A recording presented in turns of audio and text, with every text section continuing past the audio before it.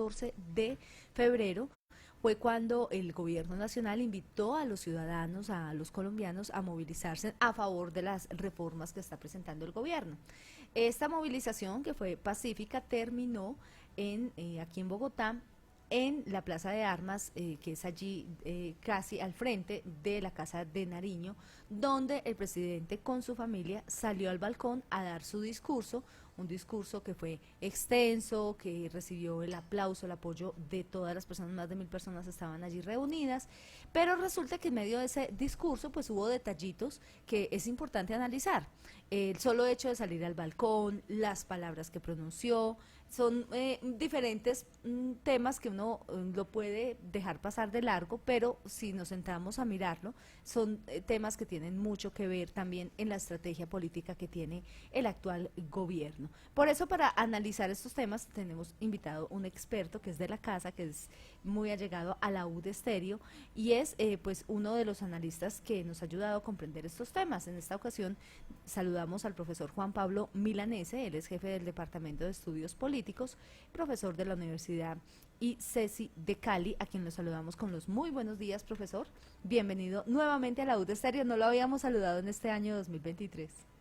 Buenos días, ¿cómo están? También un cordial saludo para todos. Muchísimas gracias, profesor, por estar con nosotros. Y bueno, detalles de pronto que se pasan y que no caemos en la cuenta y que vale la pena sentarnos a analizar en este discurso que tuvo antes de entrar a las palabras que él dijo, ya entrando primero analizando como esa parte semiótica de lo que se vio precisamente de este discurso hace una semana. Bueno, yo creo que hay una serie de simbolismos importantes, como vos mencionabas, y que más allá de hacer juicios de valor, tratando de entender un poco la situación en este caso particular, empiezan a verse algunos aspectos que se habían visto de alguna u otra forma en la campaña electoral y que se habían visto además significativamente en los años anteriores, pero también cuando el presidente era alcalde de Bogotá, en este caso particular, que es justamente lo que señalabas anteriormente de la cuestión del balcón, y por ponerlo de alguna manera, esa idea de el contacto directo entre el líder y las masas que lo siguen, en este caso particular, especialmente en un momento, entre comillas, que podríamos definir de crisis, no necesariamente de crisis de una alta intensidad, pero donde las tensiones del gabinete son visibles, y de una u otra forma lo que parece haber hecho Petro en este caso específico es apelar a la calle como un instrumento que le funcionó anteriormente estando fuera del gobierno, tratando de alguna manera de desnivelar la balanza de las pujas dentro del gabinete a su favor. Sí, en ese caso también llama la atención este punto, profesor, que pues no tenemos así como mucho recuerdo de que algún mandatario, un presidente, haya convocado al pueblo a que saliera, a que lo apoyara a él mismo. Entonces, esto quizás es inusual en nuestro país. Y hablemos también sobre ese apoyo. Sí obtuvo esa respuesta, aunque se vio pues como mucha gente, pero muchos críticos dijeron que no fue tanta la gente que lo apoyó o la que se esperaba que llegara, que no llegó esa gente que se esperaba, porque sí fueron personas a apoyarlo, pero no era el número, la cantidad que se esperaba para estas manifestaciones. Hablemos sobre esa convocatoria, esa capacidad de convocatoria que tuvo ya él como mandatario.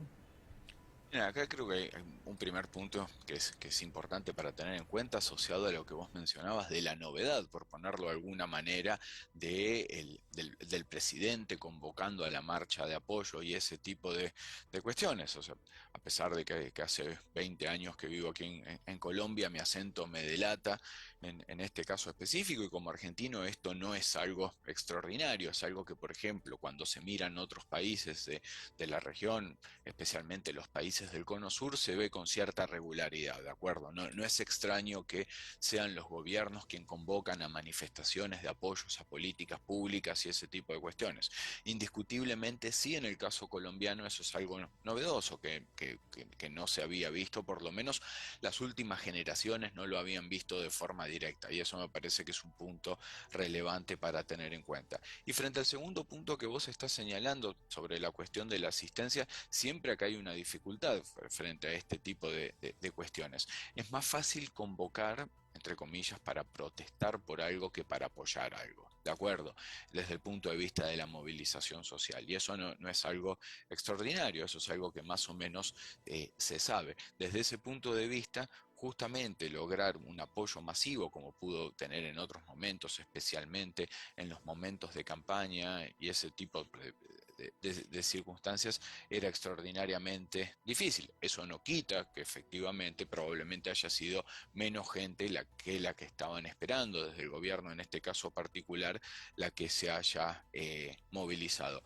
Creo que de una u otra forma también se puede entender, si se quiere, como una suerte de aprendizaje en algunos aspectos para un gobierno que sobre algunas cosas se mueve en tierras sólidas y firmes y en otro, como decía justamente, está aprendiendo sobre este tipo de cuestiones. Y posiblemente cuando se está haciendo una convocatoria, es difícil que se pueda hacer una convocatoria para una política en particular, sino que probablemente también son fechas o hitos particulares asociados a los grupos que apoyan al gobierno, aquellos que de una u otra forma sirven para producir una movilización más intensa.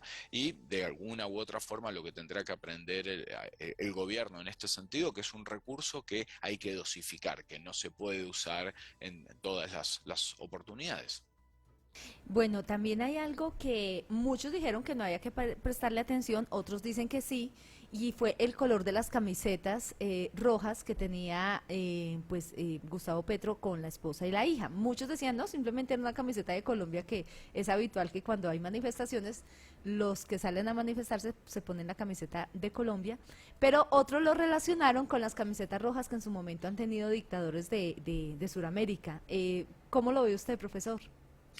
A ver, en principio yo creo que eso ya implica en algunos aspectos hilar un poco más fino, más allá de la cuestión de si eventualmente se puede identificar o no con dictaduras. En este caso particular, creo que indiscutiblemente asocia dos elementos que son importantes para tener en cuenta, que es una cuestión simbólica desde el punto de vista nacional, pero también desde otro punto de vista el color político del gobierno en este caso particular. Eventualmente podría hacerse una lectura que dentro de las tensiones que existen dentro del gabinete, esto podría estar asociado de alguna manera la expectativa del presidente, en este caso particular, de hacia dónde se decantaría en la tensión interna que tiene el gobierno, pero eso ya me parece que es una lectura mucho más fina que yo en principio no me atrevo a hacer.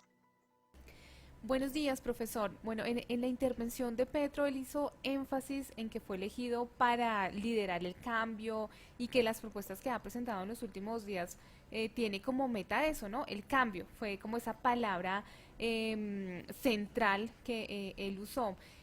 Con este gobierno, ¿el cambio será más y más profundo? A ver, yo creo que todavía desde ese punto de vista hay que esperar, ¿de acuerdo? Porque la posibilidad de producir cambios o no es simplemente una cuestión de voluntad. La voluntad es indispensable para tomar cualquier tipo de decisión política, pero nunca alcanza exclusivamente con la voluntad. Y ese me parece que es un primer punto importante para tener en cuenta. Y de alguna manera lo que está pasando nos está dando algunas señales en esa dirección, ¿de acuerdo? O sea, en primer lugar, lo que podemos ver en este caso específico es una tensión entre distintos actores, porque partimos de una premisa que es una característica propia de los sistemas presidenciales, donde los presidentes son electos popularmente a través de mayorías, pero también los congresistas pueden reclamar la misma legitimidad, el hecho de ser popularmente electos. Entonces tenemos una misma lógica de producción de legitimidad de las dos ramas del poder en este caso particular. Y de alguna manera también algo que se puede ver es como no necesariamente la constitución de un gabinete representa de alguna manera la dinámica legislativa en este sentido, pero también muestra poco, si se quiere, la heterogeneidad de la coalición que está gobernando. Y esta heterogeneidad naturalmente lo que termina produciendo es que las decisiones de los gobiernos en muchas oportunidades terminan alejándose de lo que significaría para ese gobierno una decisión óptima. ¿Por qué? Porque tiene que negociar con múltiples actores. Creo que el ejemplo más claro en esta dirección fue lo sucedido en la reforma tributaria. Indiscutiblemente el gobierno terminó satisfecho con la reforma tributaria que terminó sacando, pero no fue la reforma que propuso. ¿De acuerdo? Entonces, seguramente se vendrá una serie y una seguidilla de cambios significativos, pero probablemente muchos de estos cambios no necesariamente estén directamente asociados a las preferencias óptimas del gobierno. Y esto indiscutiblemente genera tensiones en el mundo político y también incertidumbre. Bueno, ya que entramos a ese discurso, fue un discurso muy extenso, es un discurso muy Gustavo Petro, que como lo escuchábamos ahí en el balcón también, era un discurso muy parecido que hacía en campaña.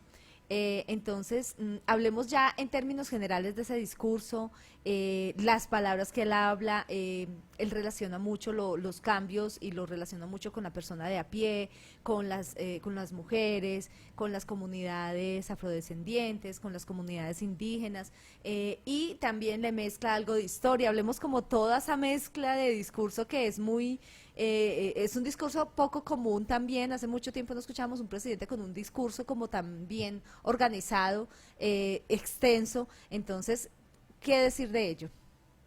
A ver, yo creo que de alguna manera fue un discurso que estuvo directamente dirigido hacia el corazón del electorado de Petro. ¿De acuerdo? Justamente es un discurso que evoca más, por ponerlo de alguna manera, los momentos de campaña que los momentos de gobierno. Y creo que justamente eso está directamente asociado a que estaba dirigido al corazón de su electorado. Partamos de una premisa que me parece que es importante para tener en cuenta. Creo que no es ninguna novedad plantear que no todos aquellos que votaron, aquellos y aquellas que votaron a Petro son petristas en este caso particular, y no toda la composición del gabinete y de la coalición de gobierno en este momento particular tampoco lo es, y ese me parece que ese es un punto importante para tener en cuenta. Me parece, o por lo menos es la lectura que yo tengo en este sentido, de que lo que intentó hacer el presidente es justamente apelar, como decía anteriormente, al corazón de su electorado, al corazón de su apoyo, en este caso particular, al núcleo más duro del apoyo, porque en esencia creo que lo que estamos apreciando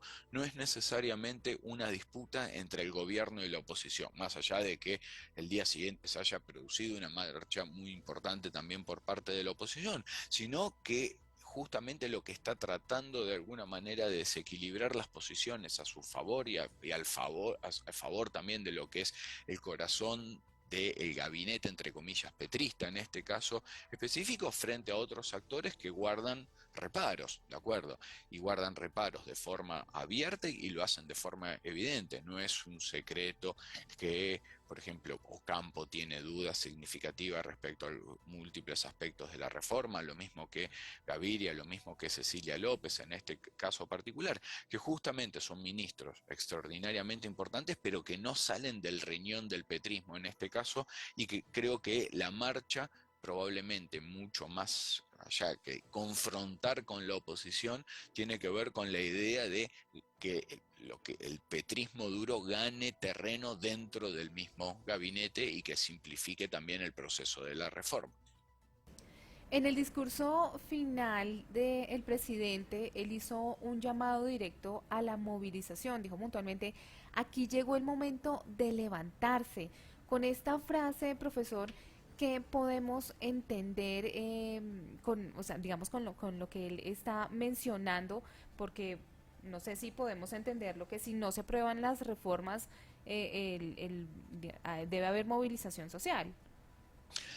Esa puede ser una lectura, otra lectura también puede ser que la movilización social se constituya como un elemento de fuerza en términos de presión para, entre comillas, impulsar las reformas en este caso particular. Creo que lo que está haciendo es apelando a una fórmula que le dio resultado en este sentido, y le dio resultado tanto en la campaña electoral como en la etapa final de lo que fue su alcaldía en Bogotá. Recordemos todo lo que había pasado con el tema de la destitución y todo este tipo de cuestiones y cómo la movilización social fue una estrategia intensa en este caso específico que en ese momento particular lo favoreció. Creo que de una u otra forma lo que está haciendo Petro es justamente convocando una de las arenas en las que se siente especialmente cómodo, especialmente seguro, porque creo que él percibe que tiene una ventaja frente al resto de los actores de la política colombiana. O sea, en principio la percepción probablemente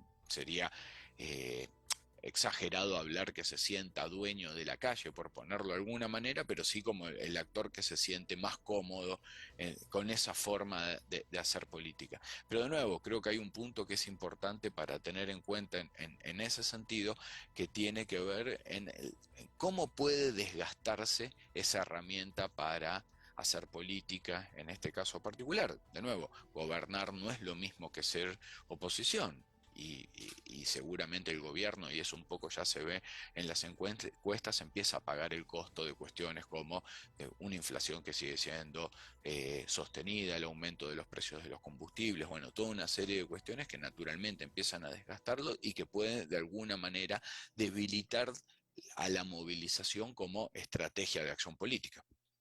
En ese sentido, pues también muchos analistas, críticos, pues dijeron que esa invitación a levantarse de que si las reformas no son aprobadas, entonces por el Congreso, que el Congreso fue elegido democráticamente por los colombianos y que democráticamente votan sí o no a un proyecto de ley, entonces si dicen que no a las reformas, el pueblo salga y exija a pupitrazo, fueron las palabras que usaron algunos expertos, a pupitrazo tendrían que aceptar sí o sí aceptar esas reformas. Esta invitación se podría tomar o se podría ver quizás como una forma de ejercer presión contra el poder que tiene el Congreso, que fue elegido democráticamente y quizás, no sé si atrevidamente decirlo, una forma como de ir en contra de la misma democracia, porque es decir, soy gobierno, presento la reforma, no me la aprobaron, entonces el pueblo salga a exigir, como sea, que esa reforma se apruebe, es decir, es como poner ir en contra de la misma institucionalidad. A ver, sin duda es una forma de ejercicio de presión, eso es indiscutible, ¿de acuerdo? Y eso creo que es parte de una estrategia que el gobierno seguramente vaya a utilizar recurrentemente en este caso particular. Creo que también esto está directamente relacionado de alguna u otra forma a la percepción que tiene parte significativa del gobierno y de los movimientos que lo apoyan en este caso particular, donde en buena medida parte de la democracia se produce justamente en la movilización, pero eso también de alguna manera nos muestra las tensiones que existen entre las distintas dimensiones de la democracia. La democracia tiene tres grandes dimensiones que tienen que ser tenidas en cuenta. Una dimensión mayoritaria, quien gana es quien gobierna, es en esencia la idea de la dimensión mayoritaria, una dimensión liberal, donde no importa quién gane, las libertades son parte esencial de la democracia y tienen que ser respetadas, y una tercera dimensión que es la dimensión republicana, que tiene que ver justamente con la noción de la separación del poder y los frenos y contrapesos.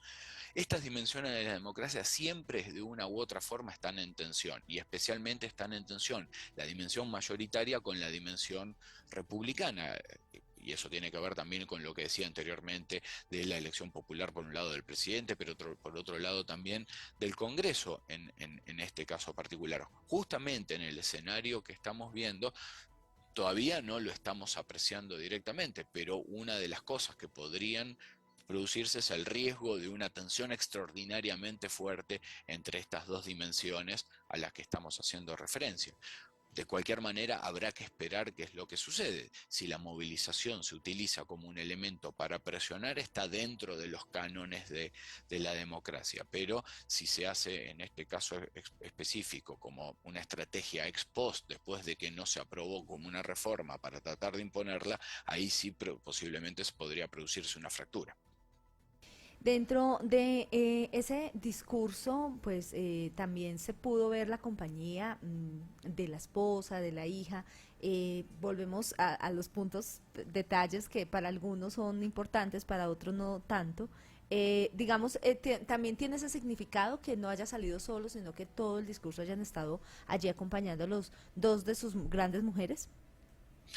Sí, y es algo que también se produce, o se produjo recurrentemente en las campañas, o sea, no es nuevo, ¿de acuerdo? O sea, creo que lo novedoso de lo que apreciamos en ese discurso no tiene que ver con las características propias del discurso y el contexto, sino que por primera vez se hizo desde el gobierno y no en la campaña electoral. Y esencialmente creo que está directamente relacionado justamente a lo que decía recién. Petro es un personaje que se siente especialmente cómodo en el contexto de campaña. Entonces, de alguna manera está tratando de mudar algunos elementos propios de la campaña propios a la gestión. También hay otro elemento que me parece que es importante para tener en cuenta, es un poco esta noción de el líder carismático que busca que no haya, entre comillas, mediadores entre la masa y él, en este caso particular, que creo que está presente de alguna manera en el imaginario y en el estilo de hacer política de Petro. Y esta cuestión también de acercar a la familia es algo más o menos regular en liderazgos de ese estilo. Que de nuevo, o sea, sin hacer un juicio de valor, nos puede parecer que está bien o nos puede parecer que está mal. Yo lo que pretendo en este caso es tratar de entender los fenómenos.